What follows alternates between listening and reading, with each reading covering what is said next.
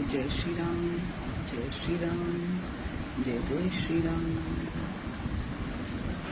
चलिए शुरू करती हूँ।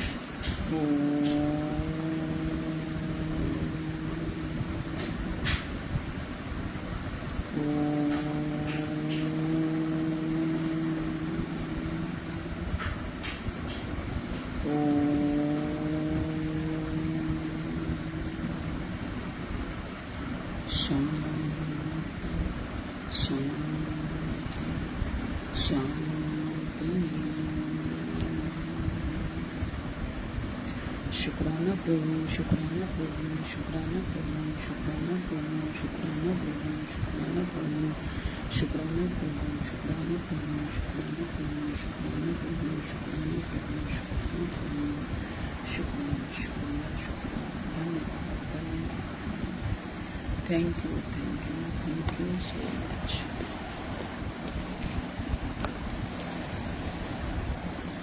कलयुग की सबसे बड़ी विडंबना पता क्या है कि हम पहचान ही नहीं पाते कि कौन कैसा है। ये एक सबसे बड़ी प्रॉब्लम का विषय है आजकल का, कि जो दिखता है वो होता नहीं। ऊपर से सब बहुत अच्छे लगते हैं, अंदर से क्या चल रहा है कुछ नहीं पता। ऐसे ही क्या हुआ, एक बार एक कबूतर और एक कबूतरी जंगल में बैठे हुए थे और दूर से एक आदमी दिखाई दिया।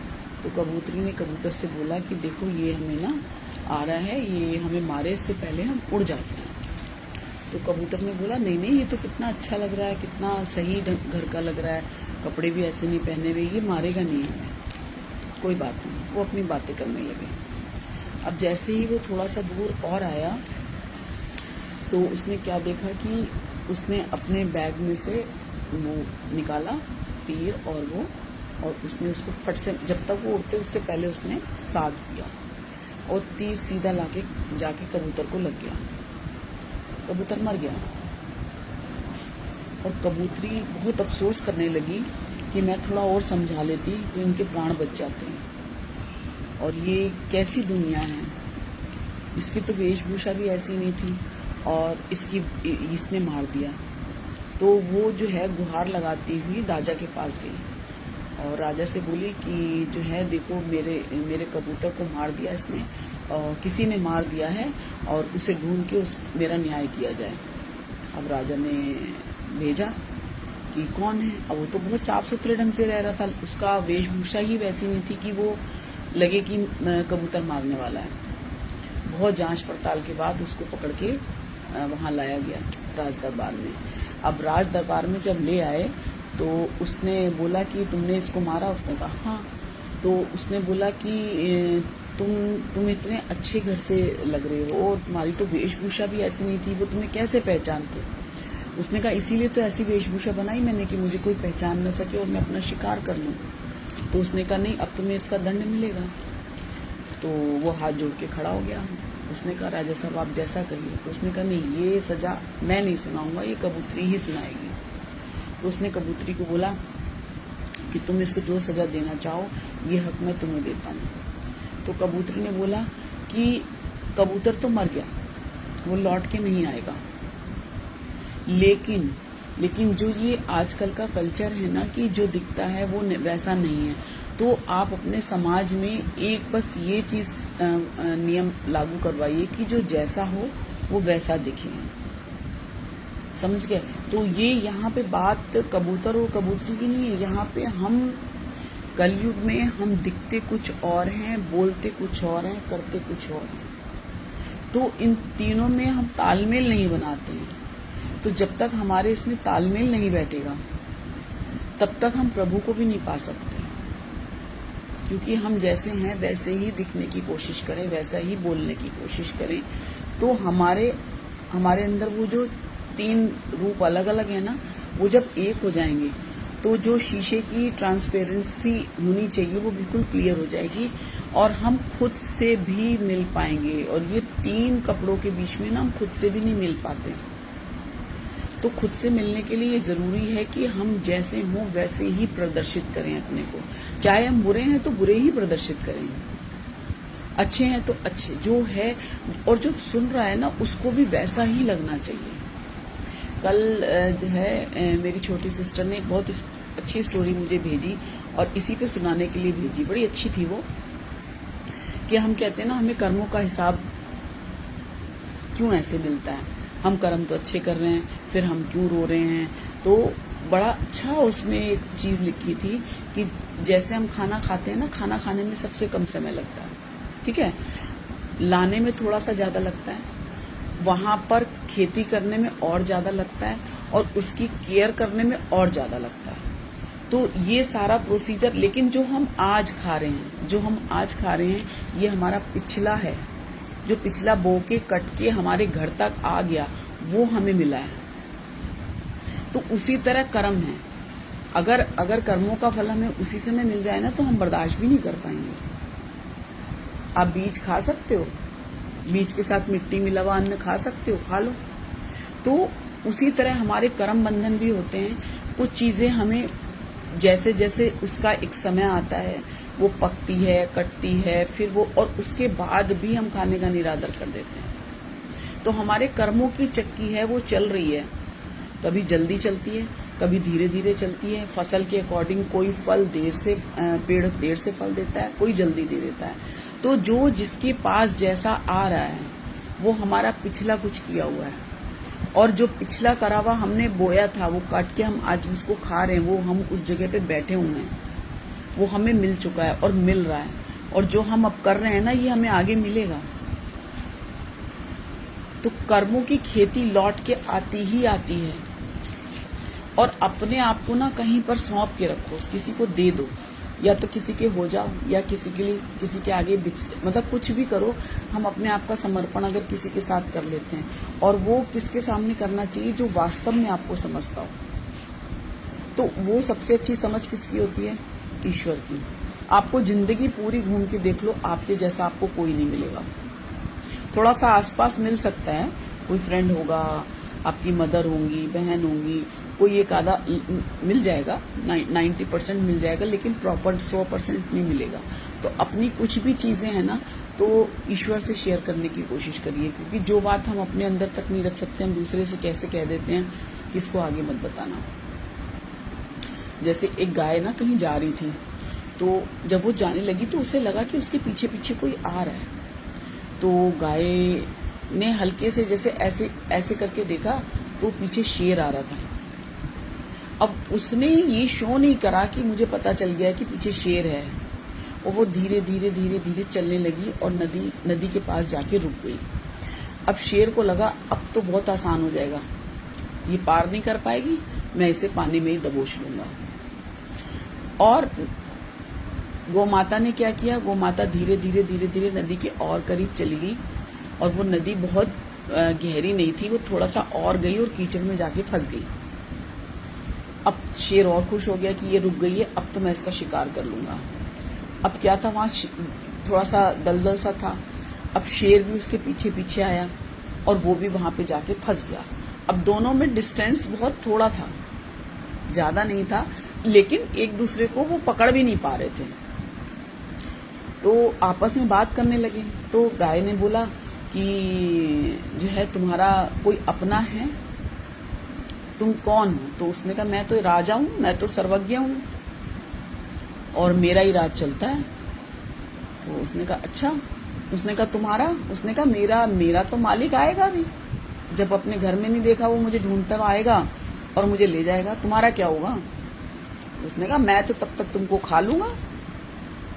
अब थोड़ी देर बाद ये वार्तालाप चल रही थी, गाय का मालिक आ गया। गाय का मालिक आया और उसने उसको जो है वहां से किसी तरह खींच तान के उसको बाहर निकाला और लेके चलता बना। अब वो चाहते तो थे कि उसकी रक्षा कर दें, शेर की, लेकिन वो रक्षा कर नहीं पा रहे थे, क्योंकि उसने कहा अगर मैं इसे बचाऊंगा ये तो मुझे ही खा जाएगा। तो यहाँ पर शेर और गाय कौन है? गाय है हमारा दिल और शेर है हमारा दिमाग। तो अपने दिल को सॉफ्ट रखें, और दिमाग जो है ना हमारा शेर की तरह जो ज्यादा हमारा दिमाग चलता है उसको थोड़ा शांत रखने की कोशिश करें, क्योंकि घमंड तो किसी का भी नहीं रहता। उसने कहा ना कि मैं तो शेर हूं, इस जंगल का राजा हूं, खा जाऊंगा। तो उसको तो कोई बचा के ले गया जिसका राहगीर था, तो अपनी डोर किसी के हाथ सौंप दीजिए, वो आपको बचा के ले जाएगा। लेकिन अगर हम ये सोचेंगे ना कि मैं सब कुछ कर सकता हूँ, तो आपको बचाने वाला कभी नहीं आएगा और कोई नहीं आएगा। मैं को खत्म करेंगे तभी ईश्वर को पाएंगे। तो दिल को सॉफ्ट रखिए, भगवान का नाम लिखिए दिल में बार बार। और भगवान को भजने का पता है क्या, मुझे सबसे अच्छा तरीका क्या लगता है, जैसे आप कभी कोटेशन सुन लेते हैं, कभी भजन सुन लेते हैं, कभी कीर्तन सुन लेते हैं, कभी सत्संग सुन लेते हैं, तो कुछ चेंज करते रहिए। जैसे हम एक सा खाना बार बार नहीं खाते ना, चेंज करके खाते हैं, दिन में अलग खाते हैं, रात में अलग खाते हैं, नाश्ते में अलग खाते हैं। तो भगवान को भी वैरायटी की तरह पूछिए, कभी भजन गा के, कभी कैसे, कभी अच्छी बातें करके, भगवान सबसे मिलेंगे। और लास्ट में आके फिर, और कभी कभी क्या करिए, आंख बंद करके किसी मंदिर का दर्शन कर लीजिए, या आंख बंद करके ऐसे महसूस करिए कि आप लिख रहे हैं राम राम, सीता राम, राधा राधा, जो भी आपको पसंद आता है। लेकिन कुछ ना कुछ करते चलिए और दूसरों की भी सुरक्षा करके चलिए जो आपके संपर्क में है। आपको कहीं बाहर जाने के लिए इतना बड़ा पंडाल लगाने की जरूरत नहीं है। आपके आसपास जो चल रहा है आप उतनों को संभाल लीजिए, बस भगवान ने उतनी सुरक्षा के लिए भेजा है हमें। हम बहुत बड़ा नहीं कर सकते, लेकिन ये छोटा छोटा कार्य कर सकते हैं। और मैं सबको एक चीज कहती हूँ, और कुछ नहीं कर सकते तो कम से कम हम 1 चम्मच चीनी तो बाहर डाल सकते हैं। एक अखंड भंडारा चलता है, 1 चम्मच अगर आपने चीनी बाहर कहीं डाल दी और चींटियां खाती हैं, तो आप ये सोचिए कि आपका भंडारा 24 घंटे का हो गया। हम हाथी को खिलाने के लायक नहीं है, इतना नहीं कर सकते, लेकिन हम चींटी को तो खिला सकते हैं। आत्मा चींटी में भी वही है और हाथी में भी वही है। तो मैं सबसे बोलती हूँ कि ये काम जरूर करिए। चीनी सबके घर में होती है, आपको विशेष रूप से कुछ प्रयास नहीं करना है। और आप जाके देखेंगे, जब वो अगले दिन आप डालने जाएंगे ना, तो वहां पर चींटियां मिलेंगी और वो चल रही होंगी अभी भी। तो सोचिए कि आपने जो कल डाला था वो प्रसाद आज तक चल रहा है, वो भंडारा आपका कंटिन्यूअसली चल रहा है।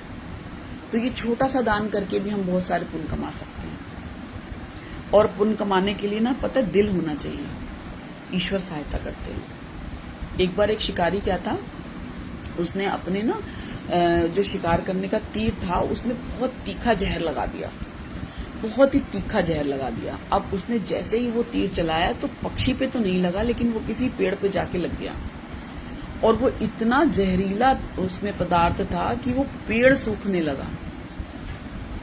तो वहां पे जितने तोते रहते थे उसमें बहुत सारे, अब जितने तोते थे वो सब उड़ गए। और उसमें एक बहुत बुजुर्ग तोता था, पुराना सबसे, उसने वो नहीं गया। तो सब उसे समझा रहे थे कि तुम क्यों नहीं जा रहे, तुम जाओ इसे छोड़ के, तुम मर जाओगे, ये पेड़ गिर जाएगा। तो उसने कहा नहीं, मैं नहीं जाऊंगा इसे छोड़ के, इसने मुझे आश्रय दिया है, मैंने यहीं अपना बचपन बिताया, मैं नहीं छोड़ के जाऊंगा। अब ये सारी वार्ता सुनते सुनते ऊपर तक वार्ता चली गई और इंद्र भगवान नीचे आए और उन्होंने कहा कि तुमको मालूम है कि ये पेड़ खतरे में है और ये गिर जाएगा, तो तुम यहाँ से क्यों नहीं जा रहे हो? मैं तुम्हें एक नया घोंसला देता हूँ जिसमें तुम आराम से रह लोगे, और ऐसी जगह पहुंचा दूंगा जहाँ तुम्हें खाने पीने की भी दिक्कत नहीं होगी, और तुम बुजुर्ग हो चुके हो, और जो समय तुम्हारा लास्ट का बचा है तुम अच्छे से रहो। तो उसने कहा नहीं, मुझे इस पेड़ ने आश्रय दिया है, मैं इसको छोड़ के नहीं जाऊंगा, ये मेरा माई बाप है, मैं अपने माता पिता को छोड़ के कैसे चला जाऊं, जहां मेरे को जिस छांव में मैंने यहाँ अपना जीवन बिताया है। तो इंद्र भगवान इतने प्रसन्न हो गए उसकी इस मानवता वाली बात को सुन के, एक उसके अंदर की जो दिल के एक विचार थे उसको सुनकर वो इतने प्रसन्न हो गए, और उन्होंने बोला कि तुम्हारी इस बात से मैं बहुत खुश हो गया हूँ, और तुम कुछ मांगो मैं तुम्हें दूंगा। तो जानते हैं उस तोते ने क्या मांगा? उसने कहा कि आप इस पेड़ को फिर से हरा भरा कर दीजिए। और उन्होंने कहा तथास्तु। और वो फिर से, मतलब आप ये देखो कि उसने क्या मांगा। वो चाहता तो खाली अपना जीवन मांग सकता था, खाली अपने घोंसले की सुरक्षा मांग सकता था, लेकिन उसने क्या कहा कि ये पूरा पेड़ जिसमें जहर पनप रहा है, इस जहर को खत्म करके अमृत भर जाए। तो उन्होंने एक तीर चलाया और पूरा का पूरा वो पेड़ फिर से हरा भरा हो गया, शांति में। और वहां पे फिर से सारे तोते आके रहने लगे, जो उसका पूरा परिवार था जिसके साथ वो रहता था। तो अगर मानवता है ना, तो खाली अपने लिए मत सोचिए। इंसान का मतलब है कि हम सब साथ हैं, सबका साथ सबका विकास कहते हैं ना। तो हम सबके साथ जब करेंगे ना, तो हम भी उसमें इंक्लूड हैं। बस भाव बड़ी चीज है कि आप खाली अपना देख रहे हैं या दूसरे का देख रहे हैं, या हम सबको लेके चल रहे हैं। तो मुझे तो लगता है कि सबको लेके चलना चाहिए। हमको अगर कुछ अनुभव हो रहा है तो दूसरे को भी अनुभव हो, हमको कुछ अच्छा लग रहा है तो दूसरे को भी लगना चाहिए, हमें शांति मिल रही है तो हम और जो दोगे वही लौट के आएगा, ये तो पक्की बात है। और मुश्किलें इम्तिहान लेती हैं, हौसले छीन नहीं पाती, पर जो खुद पर भरोसा रखते हैं मंजिल उसे कभी उसी के कदम चूमती है। सुगंध के बिना पुष्प, तृप्ति के बिना प्राप्ति, ध्येय के बिना कर्म, एवं प्रसन्नता के बिना जीवन व्यर्थ है। ये एक बहुत ही अच्छा मैसेज है, बड़ा अच्छा लगा मुझे। कितनी खूबसूरती से ईश्वर ने आपकी जिंदगी में एक एक दिन जोड़ा है, बहुत अच्छा है। कितनी खूबसूरती से ईश्वर ने आपकी जिंदगी में एक एक दिन जोड़ता है, इसीलिए नहीं कि आपको इसकी जरूरत है, शायद इसीलिए कि किसी और को आपकी बहुत ज्यादा जरूरत है। कितनी अच्छी बात है और कितनी गहरी बात है, समझने वाले के लिए बहुत बड़ी बात है। जो आपके नीचे गिराने की कोशिश करते हैं उस व्यक्ति पर तरस खाओ, क्योंकि वह व्यक्ति पहले से ही तुमसे नीचे है। दूसरों को गिराने वाला स्वयं कभी ऊंचा नहीं उठ सकता। शब्द प्रभावित करते हैं, एहसास प्रमाणित करते हैं। अगर शब्दों की रेंज अच्छी हो तो लोगों का नेटवर्क कभी नहीं टूटता। जैसे दिल से दिल मिला होता है तो वो समझते हैं, एक दूसरे की फीलिंग को समझते हैं, और जहाँ पे वो चीज़ नहीं होती उसका नेटवर्क टूट जाता है। छोटी छोटी बातें दिल में रखने से बड़े बड़े रिश्ते कमजोर हो जाते हैं। बड़ी सोच, बड़ा दिल हर जिंदगी को खुशहाल बना देता है। दुनिया में सभी प्रकार के सहारे छूटने से पहले एक परमात्मा का सहारा अपना बना लो। अच्छे कर्म कभी व्यर्थ नहीं जाते, वे सही समय पर सुख और सफलता बनकर लौटते हैं। इसलिए हर दिन कुछ अच्छा करने का संकल्प करें, यही सच्ची कमाई है। लोग कहते हैं पैसा नहीं होता, जरूरत पड़ने पर किसी से मांग कर देखना, पता चल जाता है पैसा क्या होता है। सही बात है। एक दिन हम सब अपनी अपनी चुप्पियों को लेकर मर जाएंगे और हमारा सबसे आखिरी ख्याल होगा हमें बोल देना चाहिए था। इसलिए अंदर मत रखिए, बोल दीजिए। अपनी असली पहचान उन शब्दों में झलकती है जो की अनुपस्थिति में कहे जाते हैं। संकट बड़ा नहीं होता यदि हनुमान जी जैसा साहस और राम जी जैसा विश्वास हो। खुद पर पीएचडी करने से बेहतर है दूसरों पर पीएचडी करने से बेहतर है हम खुद पर ग्रेजुएट हो जाएं। एक दिन मैंने भगवान से पूछा, तू मेरी दुआ उस वक्त क्यों नहीं सुनता जिस वक्त मैं मांगता हूँ। भगवान ने मुस्कुराकर खूबसूरती से जवाब दिया, मैं तो तेरे गुनाहों की सजा भी उस वक्त नहीं देता जब तू गुनाह करता है। ये वो वाला है मैटर जो अभी मैं बता रही थी कि जो बोओगे वही मिलेगा, जो बोया है वही आएगा, चाहे देर से आए चाहे सवेर आए। तो कल एक कोटेशन फिर अभी याद आ गई कि जिन बच्चों का आज बर्थ हुआ है, ईश्वर करे उनका जीवन बहुत मंगलमय हो। किसी की एनिवर्सरी है तो उनका जीवन खुशियों से भरा हो। और कुछ लोग प्रॉब्लम में हैं, किसी के प्राण नहीं निकल रहे, किसी के एक्सीडेंटल हो गई, किसी की ज़रूरत है लेकिन वो नहीं ले पा रहा। तो उन सब के लिए सभी को बहुत सारा जय जय जय जय जय जय श्री राम, ताकि हर इंसान को वो रास्ता मिले, मुक्ति मिले और ईश्वर का आशीर्वाद बरसता रहे। इसी के साथ सब खुश हों, स्वस्थ हों, संपन्न हो, आनंद हो और ईश्वर की असीम असीम असीम कृपा सभी पर बरसती रहे। सभी को जय श्री राम, जय श्री राम, जय Shri Ram. Thank you so much सभी का जुड़ने के लिए।